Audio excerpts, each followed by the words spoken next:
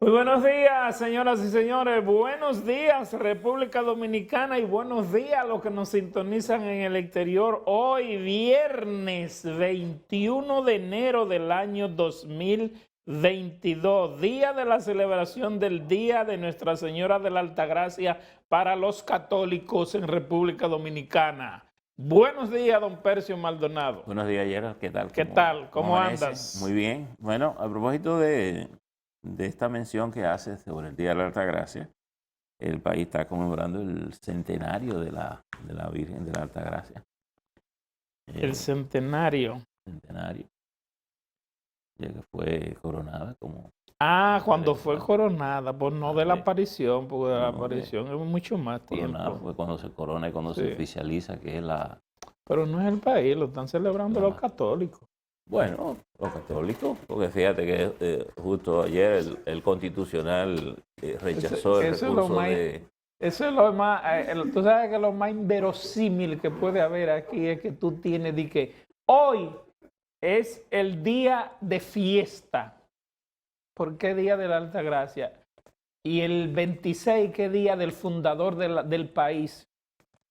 Lo pasan para el lunes. Lo pasan para el lunes. ¿No te parece como una paradoja muy Pero sacrílega? tiene que ver con la política. ¿Eh? Tiene que ver con la política. No, tiene que ver con la influencia de la Iglesia Católica Bueno, aquí, porque en los sectores cada políticos quien del país. tiene la influencia que alcanza. Además, yo te voy a decir una cosa.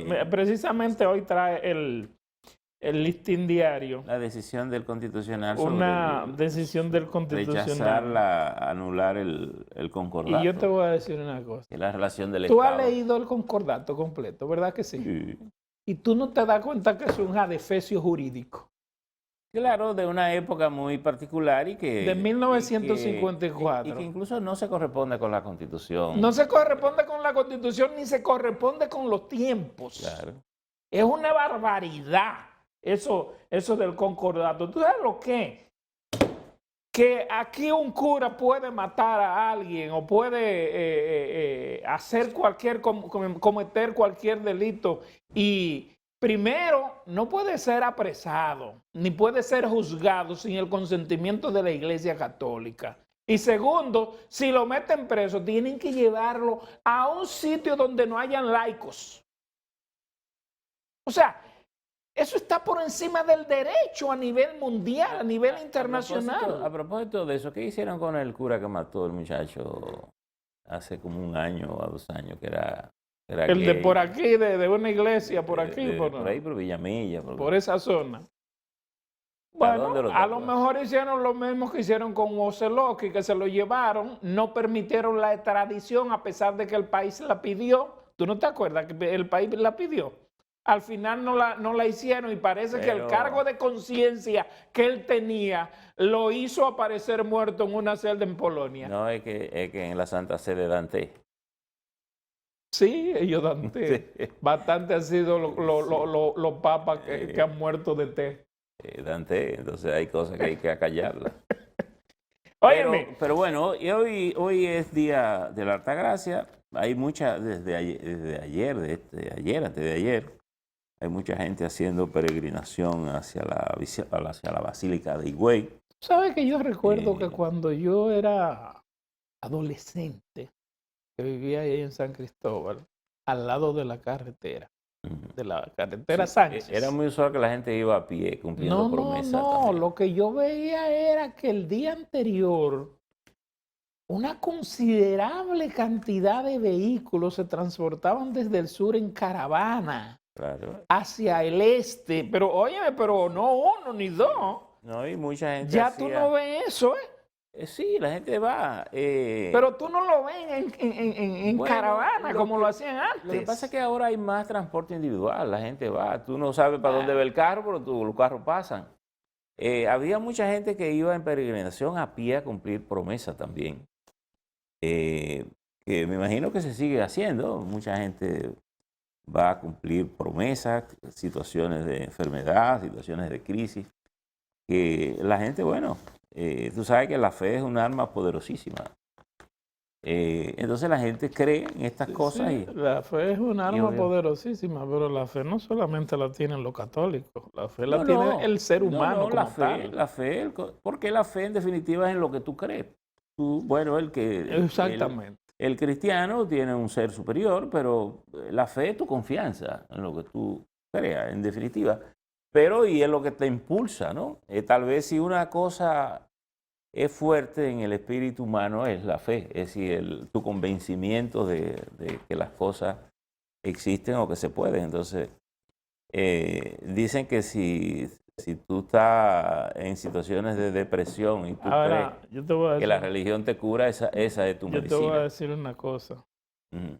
Por algo la Iglesia Católica tiene 2000 años. Porque para los miembros del Tribunal Constitucional no darse cuenta de que ese tratado es inconstitucional con respecto a la Constitución de la República Dominicana, hay que tener mucho poder. Bueno, comenzando porque la Constitución establece la libertad de culto.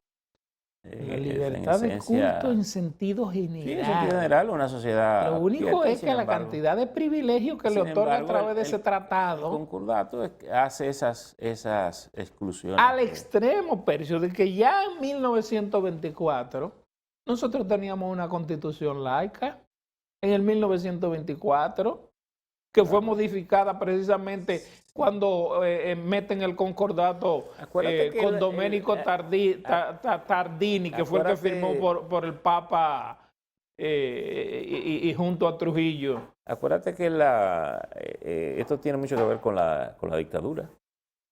Era una visión de la dictadura. ¿Y tú sabes cuál fue el modelo consagrar, que cogieron? El de España. El de Franco. De Franco. O Bueno, sea, de dictador a pero dictador. te digo que eso tiene que ver con la dictadura y yo creo que esas son de las cosas que tenemos, porque evidentemente yo creo que con la Iglesia, el Estado Dominicano tiene que tener unas relaciones, tiene que tenerlas. ¿Cómo la tienen Y todos los como estados? la tienen todos los estados. Ahora, pero todos los estados no le dan el poder ni las concesiones que nosotros le damos. Aquí la iglesia puede traer una flotilla de aviones y no paga un chele. Pero además las cosas que le ha dado el Estado Dominicano, después que se la dan, muchas la han vendido, la han negociado. Sí, yo creo que eso se puede revisar y establecer una relación más diáfana, más clara, que se corresponda con los tiempos. Exactamente. Con una constitución que ajustarla a los tiempos. Pero todo esto tiene que ver, no te olvides que los constitucionalistas también son designados por la política. Y aquí estoy viendo nada más 3 votos disidentes. Y la política, mira, yo recuerdo que al final del año 2000, yo fui con el presidente Fernández que me invitó a un viaje que él hizo a Estados Unidos. Creo que fue el último en ese periodo. Y básicamente íbamos a ver a Bill Gates para hablar sobre el tema de la idea de computarizar, presidente del Estado. Fuimos a ver el Instituto John Hopkins de Estados Unidos con la idea de conectar la telemedicina a la Plaza de la Salud. Fuimos a la Universidad de Washington, fuimos a la Universidad de Baltimore y fuimos a la parte satelital en Washington. Y yo recuerdo que no pudimos ver a Bill Gates en esa ocasión, porque entonces en ese momento que nosotros llegamos, Bill Clinton llamó a Bill Gates de urgencia a la Casa Blanca, porque la Corte Suprema de los Estados Unidos tenía un recurso contra el monopolio de Microsoft. Y entonces Bill Clinton no quería una decisión contraria a una empresa estadounidense. Entonces, sí, parece que negoció con el Constitucional, llamó a Bill Gates y entonces acordaron que Bill Gates iba a separar sus empresas para quitar el carácter monopólico por el que estaba siendo sometido. Por tanto, la política dirige el mundo. Entonces, estas decisiones, por mucho que la dé el Constitucional, obedece también a los criterios políticos que norman el Estado y norman la política. Es una pena que no tengamos la libertad de poner el pan sobre la mesa y quitar lo que no corresponda y poner lo que corresponda, porque yo en esto sí creo que los estados, las sociedades, tienen que buscar consenso, tienen que hablar, tienen que negociar y bueno, y creo que la iglesia hace un gran trabajo. Lo primero es que el Estado Dominicano le da las escuelas a la Iglesia Católica para la impartición de la religión católica. Eso es lo primero que hace. Y además, no solamente en esa parte, sino que el Estado Dominicano está en la obligación de construirle todas las iglesias y todas las edificaciones que ellos necesiten. La exonera del pago de impuestos de cualquier cosa. Sí, O sea, eso no se ve en ninguna parte. sí, pero fíjate, hay cosas que se han ido perdiendo en esa relación. Por ejemplo, las monjitas, las famosas monjitas en los hospitales, era una labor muy hermosa. Quizá tenía la iglesia eh, dentro de ese sistema, sí. era el caso de las monjas en los hospitales. Monjita Pero y- tú no te has ido dando cuenta que ellos poco a poco la han ido desplazando al extremo de que el arzobispo dijo, ella sirven café. Sí, pero bueno, es el criterio viejo de la iglesia de no incorporar a la mujer a su servicio, pero evidentemente eso no lo fue quitando la iglesia, lo fue quitando la política. Porque muchas de estas cosas pequeñas, algunas pequeñas, la democracia la quitó porque la veía como parte de la dictadura. Sin embargo, las cosas básicas a veces de la dictadura no la tocan, han permanecido ahí. Incluso como muchas de las prácticas del propio Estado, que son herencias directas de la dictadura.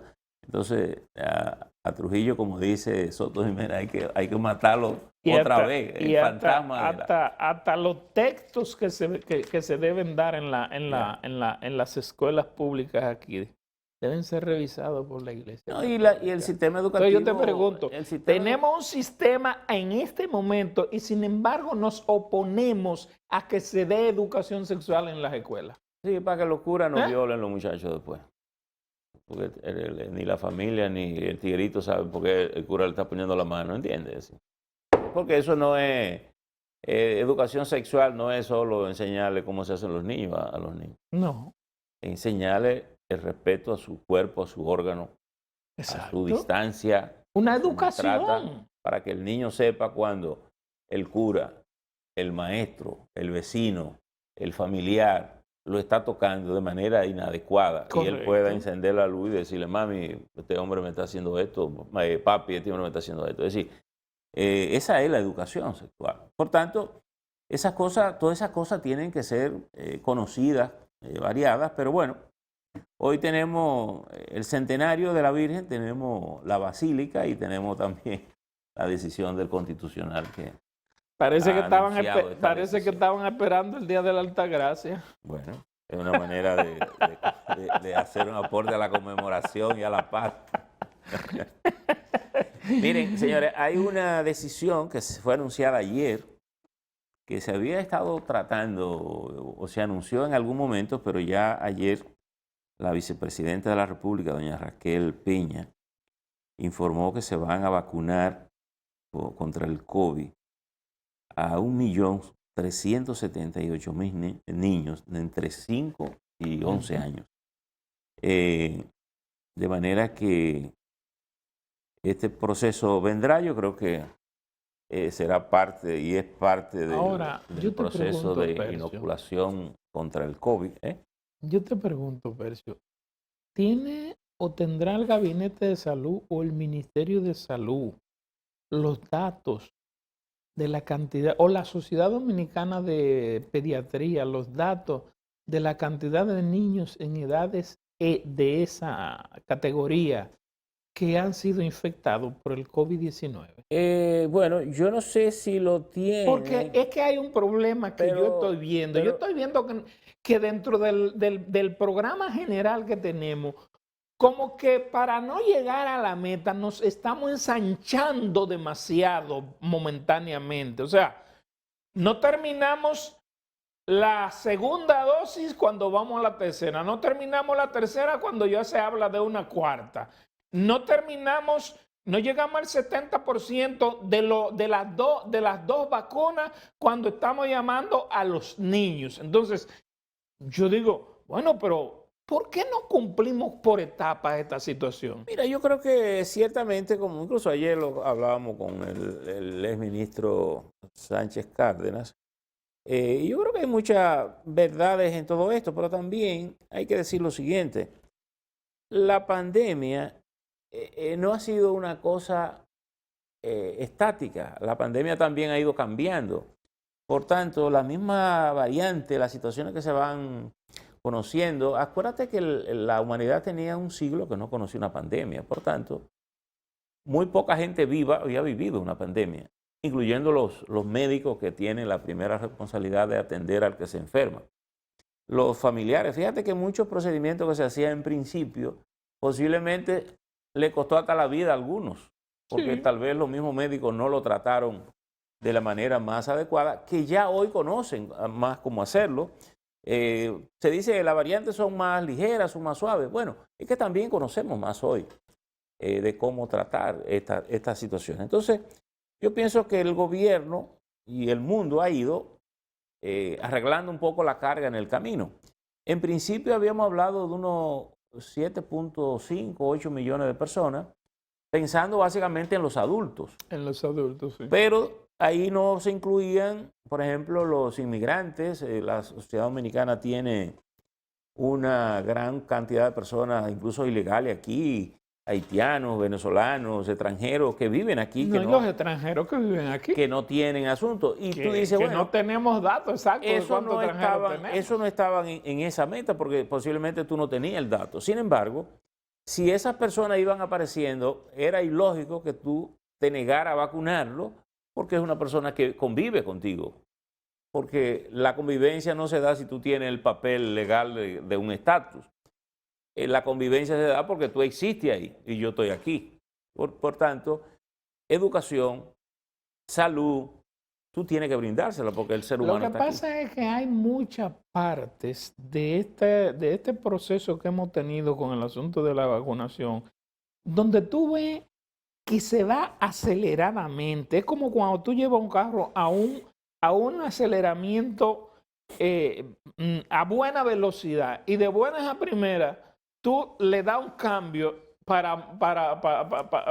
o sea, Sí, eso, pero fíjate porque en el mundo hay también un fragmento importante del mundo antivacuna, gente que no se vacuna por muchísimas razones, por fe, por religión, por prejuicio, por ignorancia, porque no le importa, hay gente que entiende que no se pone vacuna. Y yo creo que esa es una franja que no es fácil vacunarla si no quiere. Fíjate que el problema se ha presentado aquí. Francia llegó a poner en boca de Macron, el presidente francés, que estaba gustoso de molestar a los no vacunados, porque la gente, y allá incluso he visto que el que se mete en el metro sin mascarilla le entran a macanazo, puro y simple. Entonces, son más brutales que aquí. Ayer un avión que salió del aeropuerto de Miami tuvo que regresar porque había uno sin mascarilla dentro del Bueno, avión. los otros días yo vi una italiana que los pasajeros la sacaron arrastrada del avión porque la señora se negaba a ponerse la mascarilla y además yo no sé si era que estaba bajo trago, pero la señora estaba bastante impertinente y no fue el piloto que la sacó, fueron los propios pasajeros Sí. que terminaron arrastrándola y sacándola del avión. Entonces, yo pienso que el gobierno, al anunciar esto... Ahora, la decisión del gobierno es bajo el consentimiento de los padres. Bueno, porque toda la vacuna es... Si tú quieres claro. o tú permites que tu niño sea vacunado. Sí, fíjate que todas las vacunas, universalmente ese es un principio que se ha establecido. Incluso a propósito del conflicto de Djokovic en Australia, es interesante porque ahí salió a relucir hasta el protocolo de Nuremberg, Sí. que fue el escenario donde se juzgó a los oficiales nazis que cometieron el holocausto. Y precisamente... Por lo menos lo que habían capturado en ese tiempo. Exacto, y por lo menos se estableció ahí el principio que ninguna persona, ningún ser humano podía ser vacunado o introducido en un tratamiento médico sin su consentimiento. Por tanto, ese es un valor universal que quedó producto de esa conflagración de la Segunda Guerra Mundial, donde, bueno, se calcula que murieron más de 100 millones de personas y los judíos fueron víctimas de esa persecución. De hecho, República Dominicana, este paísito chiquito, una de las relaciones que ha tenido con Israel es la gratitud eterna de que nosotros estuvimos entre los pocos países que le abrieron las puertas para ellos poder encontrar dónde meter la vida en ese proceso de persecución. Bueno, nosotros tuvimos eso también con España cuando la guerra civil. Sí, muchos españoles vinieron a América. Exactamente. Y mucha de la comunidad dominicana, incluso muchas de las ideas políticas y de arte, vinieron de ahí. Y de literatura vinieron de ahí. De ahí. Exacto, sí. Yo tuve en Santiago un profesor de ese exilio español, el profesor José Orellana, que tenía la Academia Santa Teresa de Jesús en la 30 de marzo en Santiago. Bueno, ahora pasé en días pasados por ahí y en una casa de esa antigua, muy linda en Santiago, vi que la derribaron y ahí construyeron lo que, y creo que está hoy la Asociación Cibao de Ahorros y Préstamos en ese espacio. Todas las guerras y revoluciones producen emigraciones. Claro, bueno, la humanidad produce inmigraciones siempre, constante. Y te diría una cosa, históricamente los países que progresan son los países que reciben inmigrantes. Sí. Porque los inmigrantes es la fuerza del progreso. Todos los inmigrantes andan con un sueño al hombro. Anda buscando algo. Buscando mejoría. Exactamente. Buscando mejoría. Porque no se siente cómodo donde está. Bueno, y a veces no es que tal vez se siente cómodo, pero no consigue a donde está lo que desea para sí, para su familia. Y por tanto es una fuerza siempre de trabajo, renovadora, de invención, porque tú siempre vienes dispuesto a progresar. Entonces, esta cuestión de la vacunación de los niños de 5 a 11 años, ¿verdad? De 5 a 11 años. Es a partir del 7 de febrero. Sí, se dice que 1.378.000 niños. Y fíjate, tú hacías una pregunta ahora que no sé si ese dato se dispone, por ejemplo. Pero mi impresión general por los datos que uno maneja del COVID es que no hay tantos niños infectados por el COVID. No. Tiene que ver a lo mejor con su sistema de inmunología, tiene que ver tal vez con su capacidad de socialización en su nivel, ¿verdad? Los adultos nos juntamos más en ambientes distintos y pudiéramos tal vez ser más atractivos para el contagio. Tenemos situaciones inmunológicas diferentes, más frágiles. Con esta decisión, el Gabinete de Salud pone en vigencia dos fechas. La fecha del 31 de enero, recuerda, para todo el que trabaja, especialmente a nivel de las instituciones del Estado, que deben estar vacunados con las 3 vacunas. A más tardar el 31 de enero, le queda una semana. ¿Con la 3 o con la 2? No, con las 3. Con la 3 no sé, porque acuérdate que la tercera... Hay una resolución que emitieron que le daba hasta el 31 de enero, la emitieron en diciembre. Sí, pero esas cosas a veces es difícil decretarlas, es como... No, por eso te estoy diciendo que el Estado se está metiendo en dos resoluciones que está tomando. Sí, ponen fecha con el objetivo de ir cumpliendo, pero fíjate, esas cosas... Y yo creo que una de las cosas que uno tiene que aprender con esas cosas no se decretan. En estos días hubo una resolución, una disposición que se dijo que daba COVID tenía tantos días. 7 días. Bueno. Al final tuvieron que echarla para atrás. Al final, claro, tienen que echarla para atrás, porque como usted, si usted sale positivo, ¿cómo usted me va a decir que tengo 5 días? No, entonces, que los médicos no podían dar licencia de más de 7 días. Entonces esas cosas no Cuando la sociedad especializada le dijeron, pero ven acá y cómo el primer italiano. ¿Tú te acuerdas que el famoso que duró italiano, 60 días? Ese italiano salió hasta sin barriga de ahí, de tan largo que fue su proceso. Entonces, ¿cómo tú le dices? No, pero ya usted tiene tantos días aquí, pero no que salga positivo, ¿verdad? Entonces, bueno, miren, a propósito de que estamos hablando de todo esto, el presidente de la República regresa hoy de España, justamente, donde ha tenido una intensa labor allí en Fitur y con el gobierno español, tanto con la corona como con el presidente Sánchez, que se reunió ayer Hablaron de varias cosas, según dijo el presidente, hablaron de educación, hablaron de América Latina, el tema de la democracia, América Latina, y mucho. Y República Dominicana ayer presentó 3 destinos en Fitur de República Dominicana para inversión y para desarrollo turístico.